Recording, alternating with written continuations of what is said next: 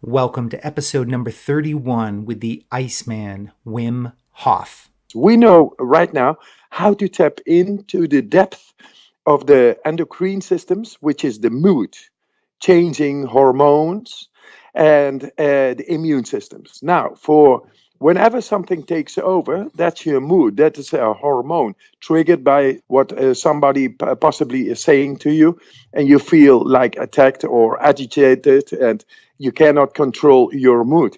With these techniques, it has been proven you are able to tap in and to learn to handle the mood, this hormone release, a lot better, therefore counteract a lot better.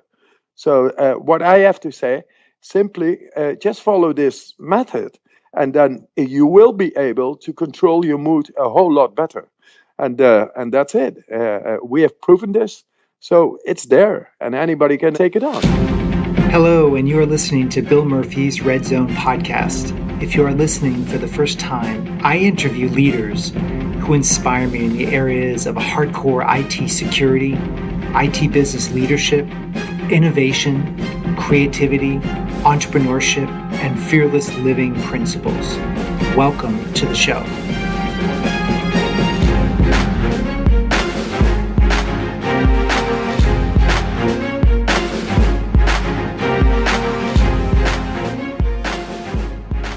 Welcome back, everybody. This is Bill Murphy, your host of the Red Zone podcast.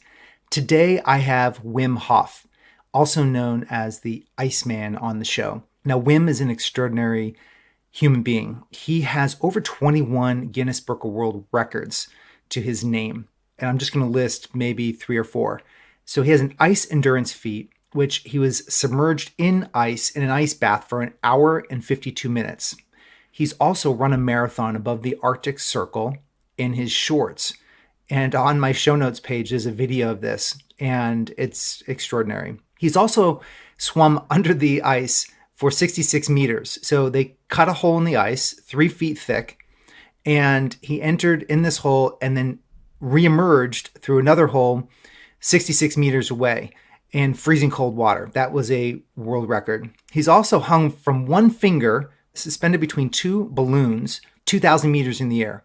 He's also climbed some of the highest mountains on Earth in his shorts, Everest and Kilimanjaro. And just to test his abilities on the heat side, he ran a full marathon in the Namib Desert without water consumption. That was supervised by a doctor. So he has the ability to modulate his body across extremes of cold and heat. But actually, he's not on the show to go through his list of world records. He's actually on the show for 2 other reasons. One, I've been fascinated on learning about how he controls his inner nature, how he controls his heart rate, his breathing, his blood circulation to accomplish this. And science, he's actually embarked and been asked to, he's been basically a human guinea pig for scientists and doctors that are really curious of how he's able to control parts of his body that were previously thought to be uncontrollable, largely the autonomic nervous system and parts of the body controlled by the hypothalamus and different hormones systems and endocrine systems within the body. So it's a very fascinating study on his website to have the science backing of what he's done. Of course, the Guinness Book of World Records to kind of gain everybody's attention. And then what I thought the third part of this, which is really, I think, very powerful, is he's teaching others how to do this through a series of videos and trainings and courses and such very successfully. So for example, they have a link to one of the studies where he trained 12 people. They were injected by doctors with a endotoxin, which is a bacteria.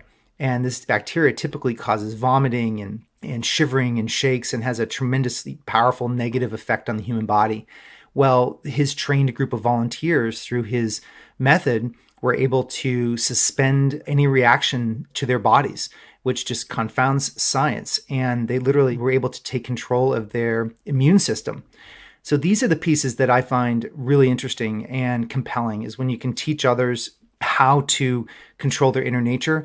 So we get into conversations about how this is being applied now. So he uses breathing and cold exposure, not to the level of what he does, but cold exposure through ice baths and also cold showers.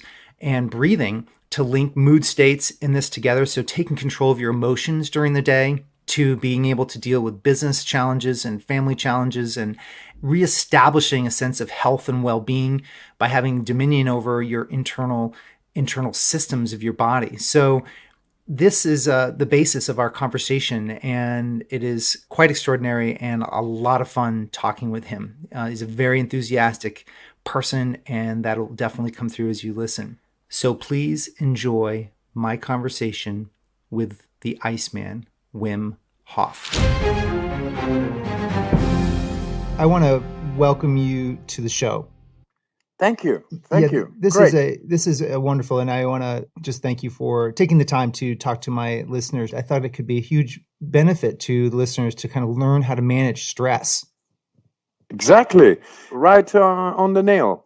Controlled stress hormone is the answer for so many who are struggling with the stress. And, mindfulness, karate, yoga, or any other esoteric discipline takes a long time to learn consciously to have to gain control over the physiology.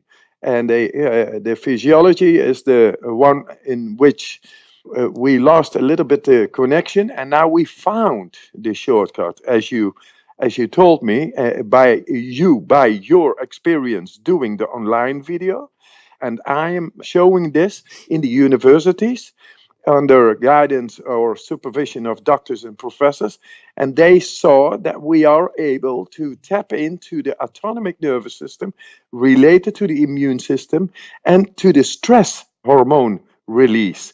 And it shows that we produced more adrenaline than lying in bed than somebody in its first bungee jump. That means it's completely without stress controlling the adrenaline. And this is for the first time been shown now, and very, very accessible for anybody. Accessible and very, very effective. What I have a particular question about is, for example, I was in a meeting yesterday, and I think a lot of people can relate to this. And I was triggered by what this person was saying. So as in my company, this was a vendor coming in, and it's a vendor we've been working with as an organization for several years. And the person said a few things that started to get me agitated inside. And I knew why I was agitated. And I knew these responses were automatic. They were literally, I almost didn't have control over the response. And it's like my body had just taken over a feeling state, a mood state. Yes. I'd like to hear what's going on inside the human body when that happens. And then how does your approach tap into a different response pattern? Exactly. It is now so that we are in the third year of the university books, medical science in America, a full chapter on the immune systems and the endocrine systems. We know right now how to tap into the depth of the endocrine systems, which is the mood, changing hormones, and the immune systems. Now, for whenever something takes over, that's your mood. That is a hormone triggered by what somebody possibly is saying to you, and you feel like attacked or agitated, and you cannot control your mood. With these techniques, it has been proven you are able to tap in and to learn to handle the mood, this hormone release, a lot better, therefore counteract a lot better. So what I have to say, simply just follow this method, and then you will be able to control your mood a whole lot better. And that's it. We have proven this, so it's there, and anybody can take it on. Yes, and this is very exciting because I just going online, and I think this is a U.S. based figure, but there's 230 million prescriptions for antidepressants that were filled out last year. I think the total market's like 300 billion, and it's an interesting piece: stress and depression and trauma, and these from a human being point of view, it's a big spectrum from the very, very light stress to very, very heavy, debilitating depression. And I find that your approach, we should probably talk about what the technique is a bit, and because it's a combination of breathing and cold. Maybe you could just give the listeners just an overview, just briefly, about the breathing and the cold and how it gets applied. A matter of fact, it is that we have a free course on our website. People can take it on. The method consists of 3 limbs. The first one is gradual cold exposure, say taking a cold shower after a hot one is enough to trigger the vascular system, transportation system of the oxygen. The second one is the breathing, and the breathing brings about better pH levels in the blood flow, in our circulation. And the third one is mindset. And the mindset is you are able to intervene into your endocrine systems and immune systems if your vascular system and your pH levels are right. And these techniques, the techniques which we framed in this 3-limb method, thus the cold, the breathing, and the mindset, together enable people to tap in to their physiology of the endocrine systems which control the mood and the hormones. And that's with the people who get depressed. They have no control over the hormonal secretions in the body. Now they will feel that they have the power, the sense to intervene. And nobody wants to be depressed. So I would say take it on. Take a cold shower after a hot one for the transportation system of the body, the cardiovascular system. Second one, breathe better. And you will see it all for free on our website. Thus, you will learn to control the pH levels within the body, bringing it back to the natural state as we have mammalistic mechanisms, and it brings it just back to where it belongs.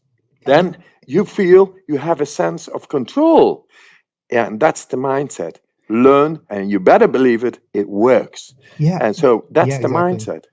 Well, the interesting piece I wanted to understand from your whole method was when hopping into the shower, a cold shower, there's a natural response to shorten the breath and to contract and go fast and try to get, everybody's been in a cold shower. And what I found fascinating is how this drives one right into the body. And so what I've been really fascinated with is that when I'm in a particular situation at work or with my kids or with my wife and I tense up, basically my body's reacting kind of similar to being in a cold. And your approach was interesting because you're asking people to breathe while they're in this cold and not panic and go into the body. Maybe you could just go through that a little bit and kind of what that really is, that driving someone into the body, what that really means inside the systems.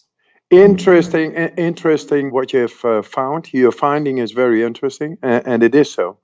It's learning consciously to get into physiology by using consciously going into a cold shower, using breath, keep on breathing, then the body is able to react upon that. The veins are closing around the vital parts, and you then find you are very able to control within a cold shower. Now, as you compared it with a situation of feeling agitated or attacked or a dangerous situation, which then your body is taking over. Now, if you learn how to control going in by taking a cold shower, then you will see that in situations, dangerous situations, or when the body takes over, when you're agitated or you feel tired or this or that, you will be able to control that. Therefore, we use the cold shower because it brings you right in to the depth of your being. And people normally have a reaction to the cold. I don't like that. Or what you really do not like is to come in dangerous situations or when you feel agitated or the body takes over and you cannot do anything and find yourself without control, without power over yourself. I think the real comfort is that whenever you meet in a situation, a difficult situation outside in the world, and you're able to control it, wow, that's comfort, and it gives confidence. And I learned by just taking cold showers after a hot one. It doesn't mean you have to be all day every day in just a cold shower. No, just trigger and awaken the deeper physiology of yourself and just takes a cold shower and some breathing. What I find interesting is how your journey and how you're building this method based on science. And we'll go back kind of to the early beginning days in a moment. But what I thought would be interesting for listeners is to see how you founded this on an internal belief, but then you took an approach where you started to enlist scientists. Well, it was interesting. You have this large success of Guinness Book of World Records, a lot of feats that I think have gained you a lot of attention. And then you went down the science route to really validate this. And I would be interested in you talking a bit about what's been your most favorite experiment that you've had done so far that you think has made the biggest difference. Because I've read the research articles, I've read the doctors, and I've read them all. But I'm sure you have a favorite that you think is the most profound. And what would that be? My favorite is of these scientific experiments were together with Professor Hopman. She's a physiologist, and she took me in an 80-minute ice bath, monitoring me. And she found out by taking blood from me before I went in. I just stood there. They took blood, and because of my mind knowing I have to go into the box where there is cold, where is full of ice cubes up till my neck, and I'm gonna do it. They found out just standing, just because I programmed by my mind, my body, that there was 300% more metabolic activity in the cell. And that was one blood result. Then I went into the tank and filled up with ice cubes up to my neck. And within the 80 minutes, my core temperature did not decrease, it increased. And talking to the professors over there, while I was immersed in the ice, I had a great time. I had complete control. They took blood while I was in the tank for 80 minutes. And they took that blood to a laboratory, and they adjusted or poured also endotoxin, which is a dead bacteria inside, which then reacts on the immune cells in the blood. And they saw 0% reaction. That means complete suppression of the cytokines. Those are the inflammatory markers, which normally is shown in the blood to be not controllable. Then you get a very strong reaction in the immune cells, which normally creates fever, uncontrollable shivering in people, headaches, and all that. And now they saw, because you cannot control it, now they saw 0% reaction. Those findings were absolute more than remarkable, but I was still one person. And as one is no scientific proof yet, but it gave such a remarkable information to the professors over there and the doctors and the investigators that they wanted to proceed doing a real study with endotoxin injected with me.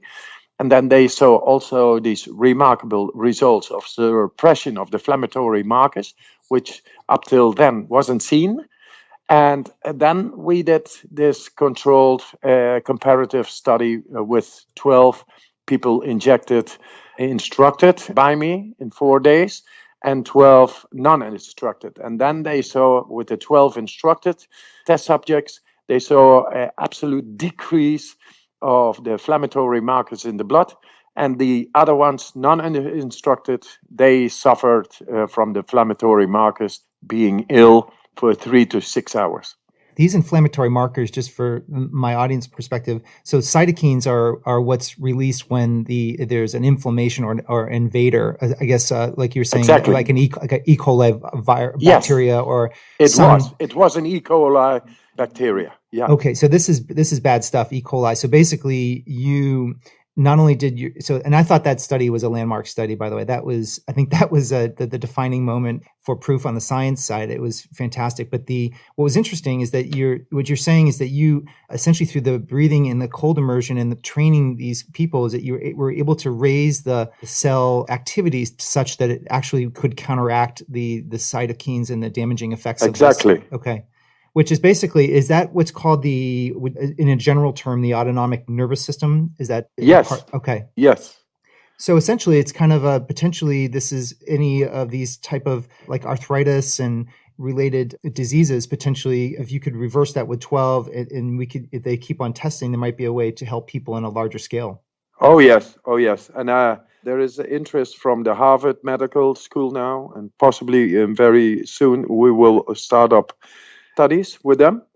And they saw the papers as well. They saw indications for possible healthcare solutions, with a natural method like this.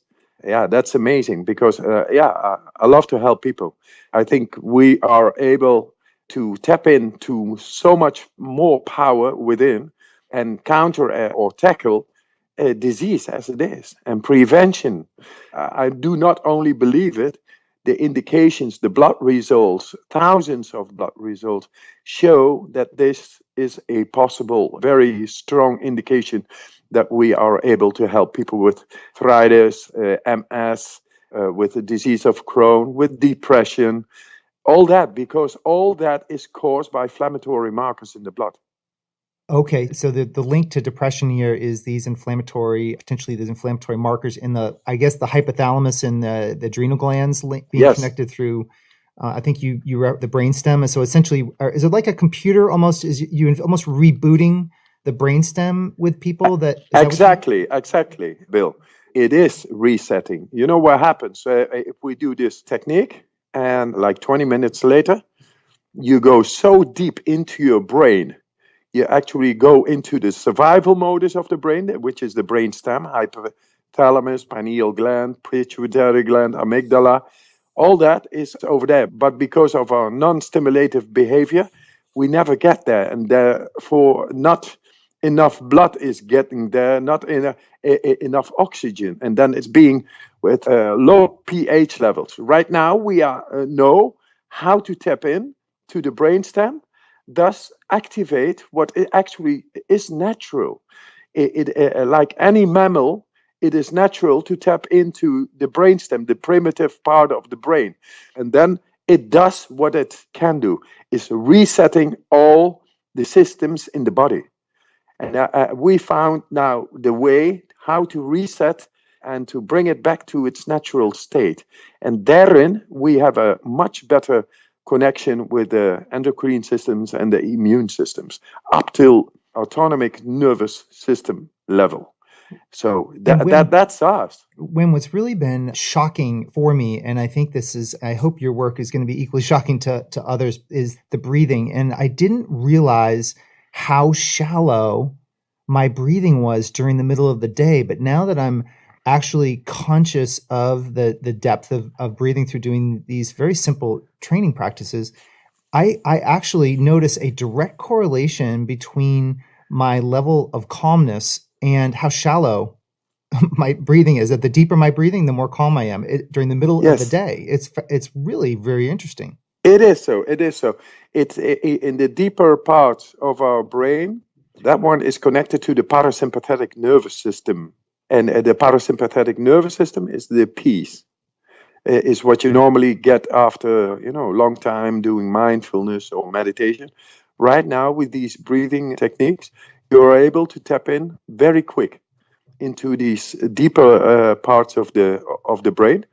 And you do it right. You're finding us right. During the day, it's what I always say, consciously better, deeper breathing. Not all the time, but know that you are in control. And that our shallowness in our breathing patterns results in the end to less a degree of oxygen is inside the cells, and therefore the cell becomes more acidic. And we didn't know about this, but we are able to store up a whole lot more oxygen. And as you might have experienced, that when you do this breathing, and if I do with 500 people, like past Monday, I had a big lecture, or big, 500 people. I think it's quite an amount of people. And I just do the breathing in 3 minutes. And in 3 minutes, all the people were able to stay without air in the lungs because of oxygenizing the body more than 1 minute without forcing everybody, regardless of age or whatever, all the 500. And all the 500, therefore, tapped in deeply into their brain, and they all felt very peaceful. I think it's so great and genius. It's simply because it is simple. It is so simple and so effective. And I think it's a missing link for the people, to de-stress themselves, to find the bottom, no stress right now. I tap into the deeper levels of my brain and become peaceful, very peaceful, a deep rest. And you know what? If you know how to control this just by better breathing, then the cell is able to rehabilitate in energy level. So the cell only is rehabilitating and creating more energy when it is in rest, in peace, and not when it is into a stress modus of action. So we got the neocortex, it's the first upper layer of our brain, which is the daily life, the action, it's sympathetic nervous system activity over there, and it takes energy. But if you know how to tap into the deeper part, the limbic system, which this technique does directly, then you get into the peaceful part, the parasympathetic nervous system, which is the condition to regenerate in the cell to make more energy. I think this is very important at a time in the world now, just with our technology and a lot of the people working in business that's using technology is getting fast. It's very quick pace, and we have to learn how to regain control of our physiology so we can then apply ourselves back in the world. And otherwise, it becomes between our families and businesses and such, we become too frazzled and too ineffective. So it's your method really, it forces people inside to regain control, and then so that they can experience the benefits on the outside. Exactly. You hit it once again on the nail. And this is what it is. It is almost unbelievable that it is so simple, yet so effective. But because we prove it scientifically, and I want to do more studies with everybody, because I do not only believe in this, I know this. But only when we have more scientific proof, we can lay it out, toward depression, arthritis, disease of Crohn, daily stress, the stresses on our daily life. All that, you told it already, with our families and at work, that's life itself. We need to have more control and confidence that we are able to tap in to what life is all about, peace and action. And peace and action is related to the deeper levels of our physiology, in which we got alienated because of non-stimulative behavior, not being in nature anymore. So, but now we have the techniques to tap into the deepest levels of our physiology in a very easy and accessible way. So that's it. Just take it on, and it is for free. And I don't see like $3 for better breathing. You can breathe as deep as you want. Right. And thus bring back the right physiology and the right pH levels and the right oxygen in the body. Thus the body is breathing. I've heard you talk about your mission with kids and Yes. health and strength. I'd love for you to explain what you mean about your vision and what it means to you with children. Yes. Could you take a couple minutes with that? Yes, sure, of course. The kids are my real goal. If we want to change the world, we got to do it from the start. Not have kids alienated from their inner physiology. And make it conscious that if we love, really, our kids, we want to have them strong, healthy, and happy. Okay, what is strength? Strength is adrenaline, controlled adrenaline, stress hormone in the body. That's the endocrine system. We showed that we are very able to tap into that and make people strong whenever they need it. For example, when a bacteria attacks you, you should be able to counteract on it. Now, that's strength. Then the second one, about the moods, the serotonin, melatonin, dimethyltryptamine, all these hormones making up our mood. Are we able to tap in? Yes, we have shown that. Endocrine system, that's about the mood, the happiness, feeling good. And then you have the immune systems or the health. We have shown to tap into these layers consciously. And that's it. That's what I want in the schooler system. And if people are happy, strong, and healthy, and grow up healthy, strong, and happy, then we get a better world. We get a world wherein our natural physiology is once again the way it was meant to be. And that's, yeah, finally, once again, to be happy, strong, and healthy. I think that's love. Love. We need to bring back love into the world. And it begins with the children. So I want to just show that scientifically, because then there is no speculation about it. And I think anybody in the world, any parent wants his or her child happy, strong, and healthy. And this time we're going to show this beyond speculation by scientific scrutiny, proof, just cold numbers to bring back, a warm heart. I love that, and I like that you went into explaining that, because I've heard that a couple times when you've talked in some of your writing, and I was hoping you would explain that, and that was perfect. And now you were a single parent for raising Four kids. 4 kids, and Yes. how did you apply? And this was obviously many years ago, before you had these science-proven techniques. So how did you work with your children to help make sure that they were strong with the things you just mentioned? Yes, every morning when I was alone, raising my kids for, say, 12 years alone, because my wife died in 95. So I was alone raising kids. And I just rose every morning just for myself, for my own peace, and did my breathing exercises at 4 o'clock, very disciplined. And it gave me such a tremendous peace and power, rejuvenating, I mean, rehabilitating from the daily stress. Absolutely, it works. So I rose my kids being more as a child than themselves. I Right. mean, I'm very playful. I climb trees, I play football, I play soccer, I do all kinds of games, and not only with my kids, but with all the neighborhood. And everybody liked it and loved it. But in a deeper level, I was, of course, busy and believing and seeing, understanding, realizing. But I feel so good. So many people do not feel so good. What I do? Breathing and cold training. And so then I began to talk about it, and I got later on in the newspapers and television, and from there it developed into challenging me, by this Guinness World Records. I did many records in all kinds of disciplines.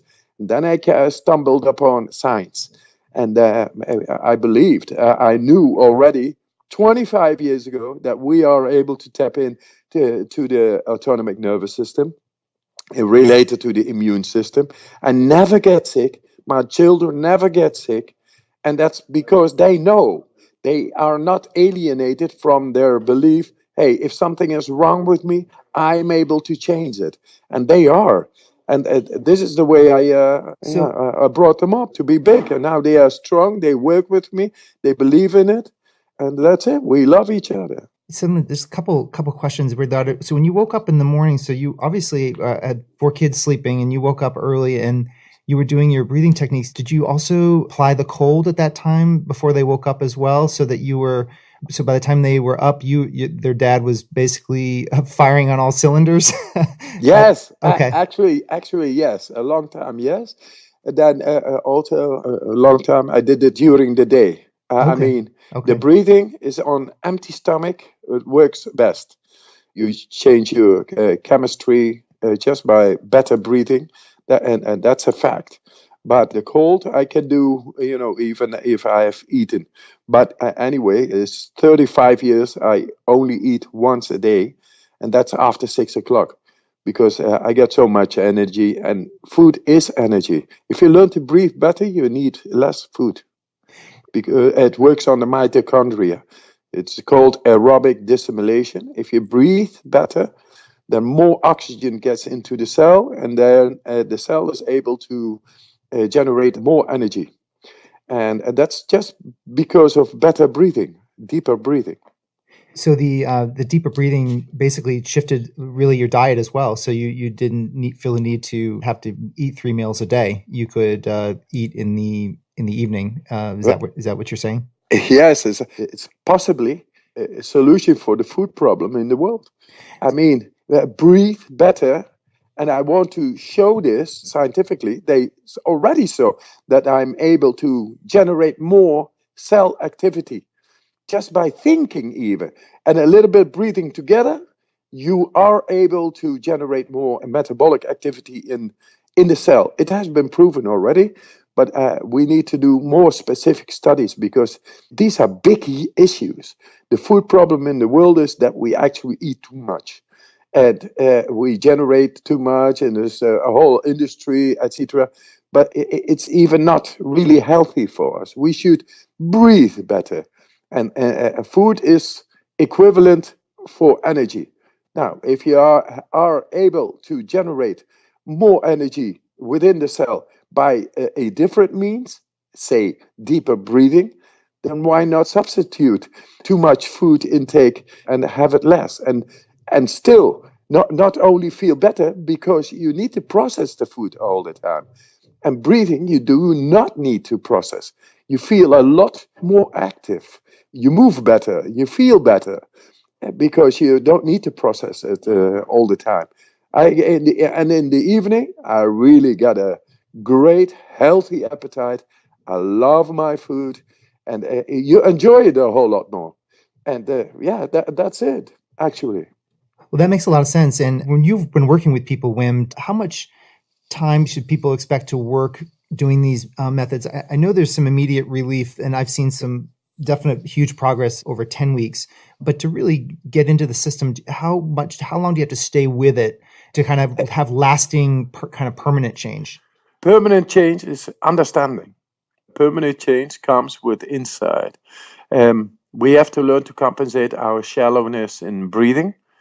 Thus, we lost a connection with the body, because if the body hasn't got the right pH levels, and then you lose the mind-body connection. You're not so confident about your own ability to control your moods and your health and your strength, your energy release, of course. These three, we are able to tap in. And it takes some time, but you have to learn to deal with this consciously. And to learn one principle, which is because of our behavior, we have lost this connection within. And I'm going to show it scientifically more and more. And that brings about the right consciousness that we have to compensate for the non-stimulative behavior which we developed. So we have become conditioned. We have to decondition and to see that we are able to control our mood, our health, and our energy within our body. So how much does it take? I think that in 10 weeks you see all kinds of things, you feel all kinds of things, but to make it last means actually to compensate for the loss we build up every day because of our behavior. We got to change our behavior simply, and make it a better life. Everybody, if you show everybody that we are able to control our mood, strength, and health, then yes, then we make it a choice. But it's non-dogmatic and it is scientifically based. So people Yes. got to think about this. What do you want? You really want to be healthy, strong, and happy? Okay, it's possible. It's evidence-based, and it's up to you. Well, I think that you're under a point about. I was going to ask you a question about motivation. What role do you think motivation plays with the people that you train? Motivation is, of course, it is needed, but it is only done by the right insight, by the right information. If people do not know anymore that we are actually very able to tap into the deepest physiological levels of ourselves, and that means more control over the endocrine systems and the immune systems. Thus, we are able so much more to control our mood, health, and energy. And we have shown that. And then people will be motivated. Then people are It's their choice. They can ponder about it. They can think about it. Do I want this? Yes or no? I think everybody wants to be happy, strong, and healthy. Now, we have shown this scientifically to be possible, in the chemistry of our body. So then who doesn't want to Yeah. be that? Yeah, You that's a see? great point, because it's insight with education, and fundamentally wanting health, strength, and happy mood is a natural human desire. And you're saying with the education and the scientific study that can be the match that ignites people to take to really shift at that point. Exactly. Exactly. Yeah. Once again, it's just right. It is simple, effective, and very accessible. So anybody could do this. And I think the right information will make people motivated, because who doesn't want to be happy, strong, and healthy? Well, I just have two final questions for you, Wim. One is about we spent zero time talking about your Guinness Book of World Records, and I partially did that on purpose because I wanted to approach this from the science and a different angle first. But I wanted and people can go online, and I'll have show notes to the video section and to your accomplishments. But what is of your 20 plus Guinness World Records, what is the most meaningful to you that you feel was I can tell you. I can okay? tell you. The day before I did my first Guinness Book of World Records record, it was going under a meter, like a yard ice deck, and I had to swim like 50 meters underneath. And the day before the actual record, I went in and I did a rehearsal for myself to see and to feel, and I did all the distance. But what happened was I did not know that I had to wear goggles. Oh, So at 35 meters, I lost sight oh my goodness. underneath, breath hold. After 35 meters, like 40 yards, I lost sight, and because the retina froze. And it was no problem later, absolutely no problem. But at that time, I could not see. Everything became a blur. So I could not see the other hole anymore. And I passed it. And very later I came to, I had to do 42 strokes. Now I'm 48. So I did strokes back and then tried to find the hole. There was no hole, just the ice deck. And Oh, it's all breath hold. And then going six strokes over there, six strokes over there. I did 113 meters, like 120 or more yards underneath the ice deck. And you know what? At that moment, I never felt the agony to drown. And now I know why, because I did this breathing before, which raises the pH levels, which enables the body to withdraw within. So my sight at 110 meters, 113 meters became very narrow. It's a natural way of dying. It's withdrawing. The physiology is withdrawing because there is no oxygen anymore. But I felt no agony, and that's because of the right pH degrees. And then somebody grabbed me. A diver had come in from the 50-meter hole, and he took me back to the 50 oh meter my. hole. And yeah, So but you only I had to go had 50 meters underwater under this ice deck. You only had to go 50, but you ended up swimming 160. yes, Oh, 113. And then he 113. brought me back. So also that distance. But the thing is, I never felt this agony of drowning. And I lost my fear for dying over there. Oh my goodness. That was Basically, a great experience. I was so peaceful inside, so much more confidence. And it was immense, very impressive. It so was my greatest adventure. you lost your fear of death at that point. Yes, literally swam into being unconscious. It was almost nice. Almost like a death experience. Yes, it was. It was. And that is always, of course, impressive to have a near death experience. But that was the first record I did. And the rest, yeah, you gain so much more confidence than in your own body and your ability.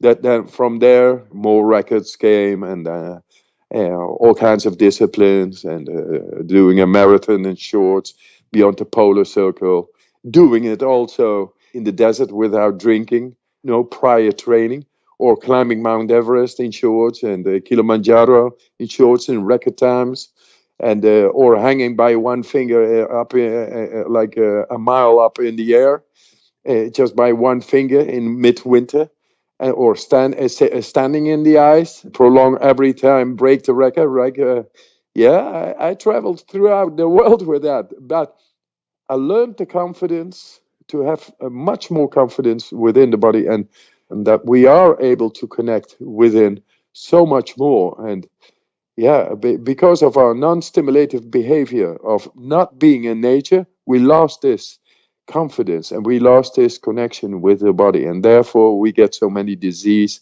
and depression and stress, and we cannot control it.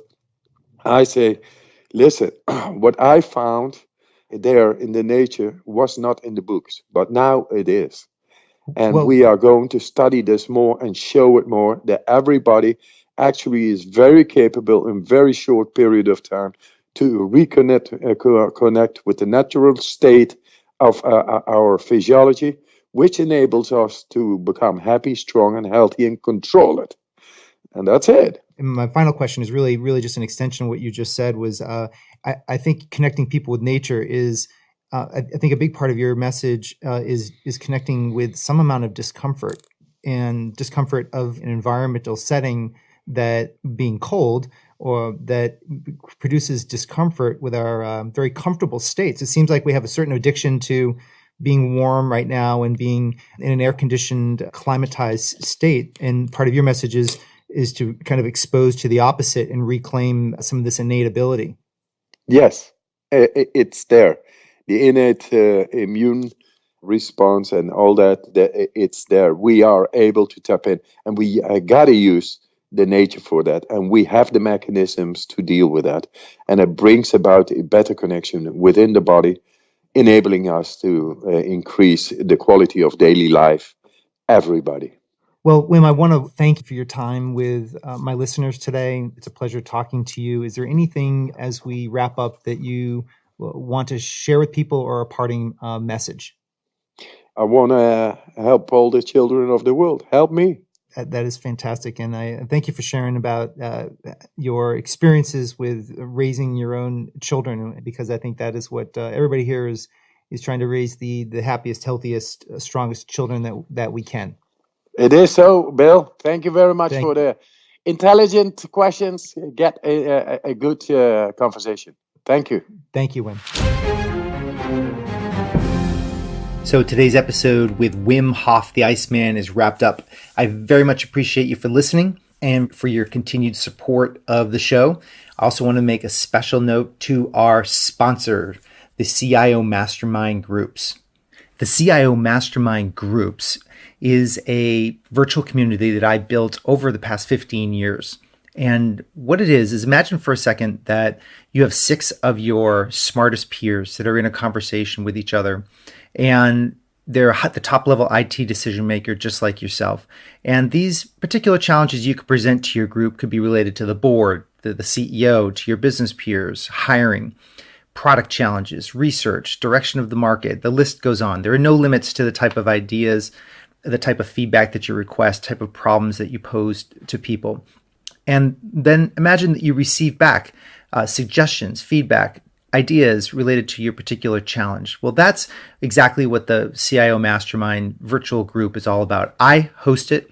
I make sure that we have smooth flowing discussions, but I don't pose myself as the singular expert. The actual collective wisdom of the group is what I attempt to foster in these discussions. So if you are interested in applying to be a part of this group, just go to LinkedIn and find me there. You'll see me under Bill Murphy, and just send me a message. And that way I'll know exactly what you're applying for. Is you want to be a part of the CIO virtual mastermind group. That way we can engage in a discussion about its relevance for you, a little bit about the size of your organization, your complexity, etc. So until the next episode, be strong and healthy. Thank you. So there you have it. This wraps another episode of Bill Murphy's Red Zone podcast. To get all the relevant show notes, please go to our blog at www.redzonetech.net/podcast. Additionally, make sure you go to iTunes and leave your comments in iTunes about the show. This helps our show rankings enormously and it helps support the show. Until next time, I appreciate you very much for listening. Thank you.